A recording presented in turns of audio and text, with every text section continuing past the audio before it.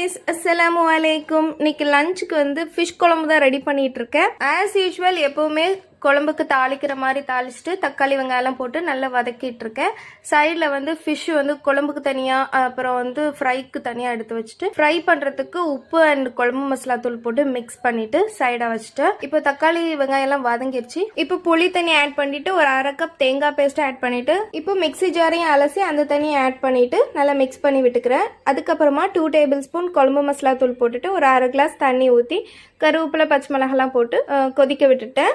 குழம்புல மசாலாவோட raw smell வந்து போனதுக்கு அப்புறமா நம்ம ஃபிஷ்ஷை வந்து ஆட் பண்ணிக்கலாம். ஆட் பண்ணிட்டு மெதுவா மிக்ஸ் பண்ணி விட்டுக்கலாம். இப்போ லிட் போட்டு க்ளோஸ் பண்ணி ஸ்லோ ஃபயர்ல 10 நிமிஷம் குக் பண்ணோம் அப்படின்னா குழம்புல இருந்து எண்ணெய் பிரிஞ்சு வரும். ஃபைனலா கொத்தமல்லி தலை தூவி இறக்கணும்னா சூப்பரான ஃபிஷ் குழம்பு ரெடி. சைட் பை ஃபிஷ்ஷையும் நல்லா கிறிஸ்பியா ஃப்ரை பண்ணி எடுத்துக்கிட்டேன். அவ்வளவுதான், லஞ்ச் ரெடி. சூடா சர்வ் பண்ணி செம்மையா என்ஜாய் பண்ண போறேன். தேங்க்ஸ் ஃபார் வாட்சிங்.